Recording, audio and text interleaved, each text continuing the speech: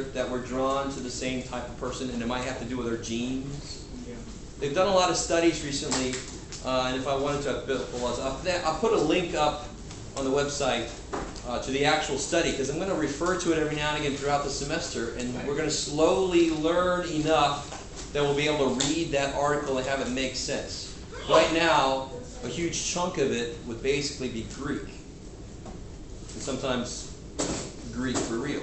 But basically they said that there are certain genes that friends share across all friends, and certain genes that opposites, friends have the opposite of those genes. But my point is this, for example, they were really specific. They said there might be a gene that has to do with alcoholism, and we might be attracted to somebody else who also has that gene. Or they studied friends and they saw that they both had that same gene. Does that mean that having that gene causes you to want to be friends with somebody? No. See, so that's an incorrect. That's just like section 1.4. That's an incorrect conclusion from a study. Possibly incorrect. It might be correct. I don't know. But what's more likely? Who has a possible explanation of what's more likely? They like to party together. People have the same social activities. I know. They go to bars at 11 o'clock in the morning. Who are they going to see? Each other. Other alcoholics. Very high possibility of that, right? I'm not saying they will definitely see other alcoholics. But if you are a certain type of person, you will act in certain ways where you will run across people who are that same type of person. Right? So that's the whole idea of correlation, causation. And I haven't read the whole thing through yet because I just finally found the paper today online. But I want to see if they mention that fact that they really don't know what this is headed to. There's like a gene that tells you how social you're going to be. So a gene, if it's clicked one way, you're social. Another way, you're antisocial. And friends seem to share that gene. Actually, that's the one where the friends seem to, I think it's one where they be opposite, possibly. But, if you are social, aren't you going to make friends with all kinds of people? No matter what kind of person that is, if you happen to be near them. In fact, haven't you ever met somebody you couldn't help but be their friend? Right? No matter where you meet them, in the grocery store, in the gym, they're just right there telling you their life story. You're like, oh, okay, all right. So, I mean, that could be an explanation for it. They saw it in the data just because that's the way it happens in real life. They're going to be friends with all kinds of people, right? I wanted to give you a real life application, because the whole thing about the basketball players and obviously basketball makes you taller is just too silly. I want to show you a real life study that has implications for our lives that they might misinterpret, right? I mean, and then they spoke to that fact on NPR this morning. Finally, they talked a little bit about how they might be misinterpreting it, but I want to see if they talk about it in the article at all. If they misinterpret that. Okay, so we've gotten through section 1.4, and that was the section with ginger pills cure colds. No, you're crazy. Just colds take that long and get better. That kind of section, right? The last section is more definitions. Thankfully, this is the last purely definition section. Chapter 2 is going to be a chapter where we can sink our teeth into it. We're going to have actual data. We'll be able to analyze the hell out of it and do all this kind of stuff. Sink your teeth into it. Section 1.5 is more about methods of collecting data, or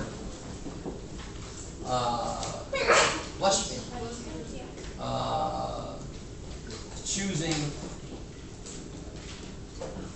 samples.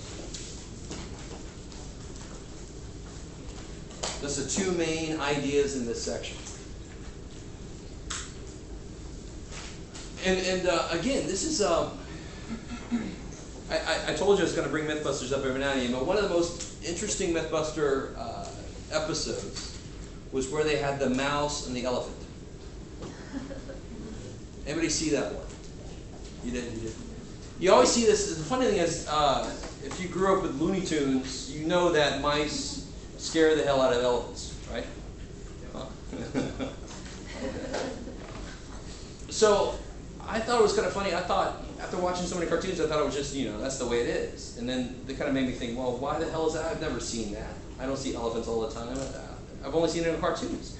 So what they did, they expected them to have no care about it at all whatsoever, which is what I thought going in now too. I'm like, well, in the cartoons, yeah.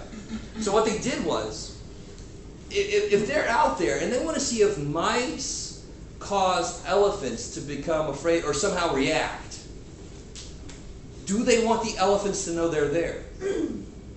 If they want to get observe elephant behavior dependent on mice, do they want the elephants to know that they're there? No.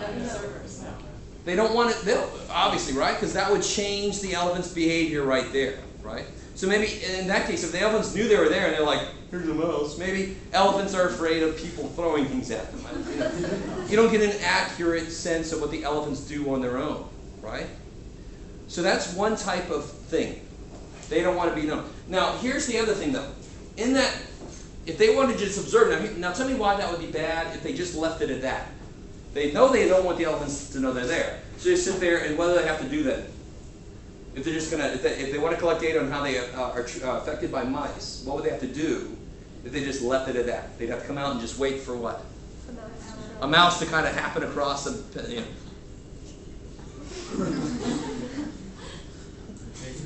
know. Yeah, screw that, right? So we don't want to do an observational study. So the first type is observation. And in here, you don't affect the environment or the participants in any way. You don't introduce anything. You don't do anything. You just let things happen. So this would be like red light studies, where they have people. I've heard that they have people like count the number of people that run red lights, and you don't really pay attention too much to people around you. They're, so they just keep track of how many people run the red lights, and just trying to be one of the people in the background. You don't even know they're there, or else you would probably act differently. Oh, it's one of those red light people. You might change your behavior, right? Or has anybody ever seen this show? I really haven't seen this much, only when it's on and I'm at the gym. There's a show on ABC, I think it's called What Would You Do or something like that. They had like a drunk person, they were pretending to be drunk, come into the car and they saw what people would do. And then they had the person have kids. And then people really jumped in, like, what are you doing? Then they really got in the way of it, right? That's where, is that observational or is that the other type? Is that experimental? Is that an experiment?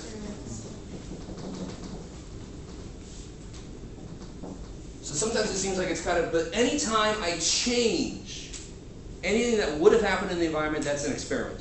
And so that's definitely an experiment. They put the person pretending to be drunk in there. Oh, now if I am Diane Fossey, I think later, but the early going of her study, she just wanted to see how gorillas interacted. So if they know she's there, they're going to change their behavior. She doesn't want them to, that would be purely observation. No change in the environment.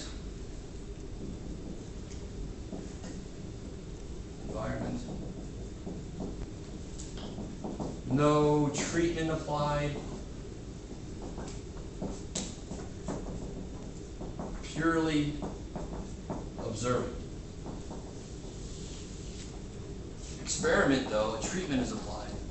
A change is made.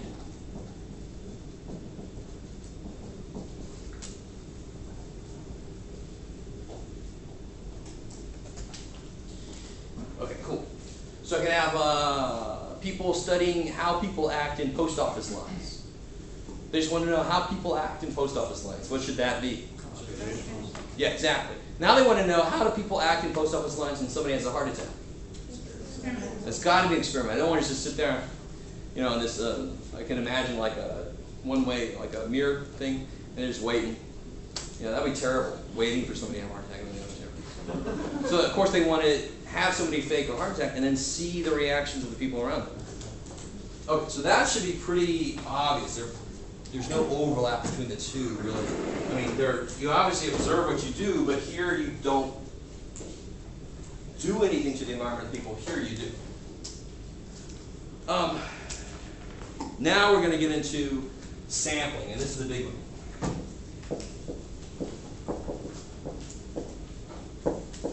And we already talked about random sampling. That is the holy grail of statistics. It's the holy grail of data collection. What does random sampling mean? What is that? When do you know you've attained that? What has to be true? Everybody's in the variance. Yes, everybody in the population you're trying to analyze has an equal chance to get into the sample.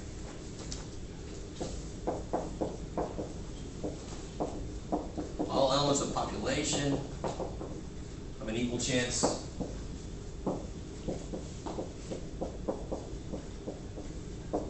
to be chosen.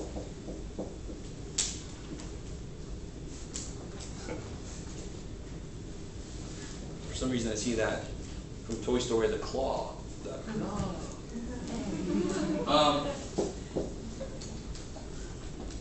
Now, I am not going to make a big deal out of this. That does not mean I'm going to escape this easily.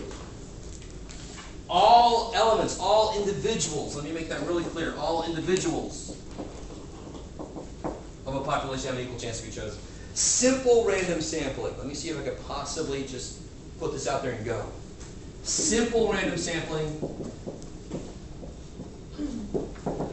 Every subgroup of a population has an equal chance to get in.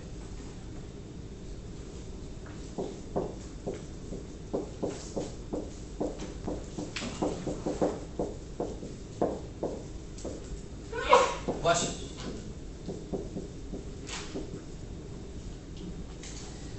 Now the mistake people make is they think if I break the population into groups, that must be simple random. No. Normally if I break the population into groups, it's not simple random. So tell me this, if I picked one person from each row, from each curvy row here, if I picked one person from each row, is that random sampling? Just randomly picked one person from each row. Is there anybody in here that would have a different chance to be in the sample? No. Only if there was somebody sitting there, right? And he's like, I'm not in the row. Oh yeah, you're out. That would be fair then. That would be, but it's definitely random. Is it simple random? And here's what I really want you to understand. So that'd be 1, 2, 3, 4, 5, 6. That'd be 6 people I'd pick, right? One from each little curly row here thing, right? Are y'all with that? Okay. 1, 2, 3, 4, 5, 6. Is this a subgroup of people from my population? Do they have a chance to be the sample? Think about it. If I'm picking, how many people am I picking from each curvy row? One person from each curvy row, right? One person. Could the sample be all of these people? No. Why not? They're all in the same freaking row, right? You guys understand? So I broke you up into rows, didn't I? People go, oh, that's groups. That has the word group in it. It must be that. But it's the fact that I broke it up into groups and took some from each group. Now, there is a subgroup. You guys agree with me. These guys are a subgroup of the population. Can they be the sample? No. It's not simple random. That is the whole point of that. So if I took like 5 women and 5 men, is that random?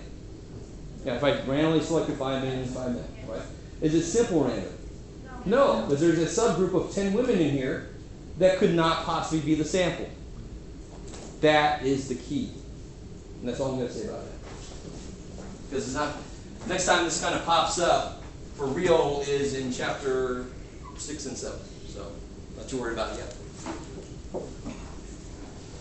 Don't worry about it. Here's the big next ones here.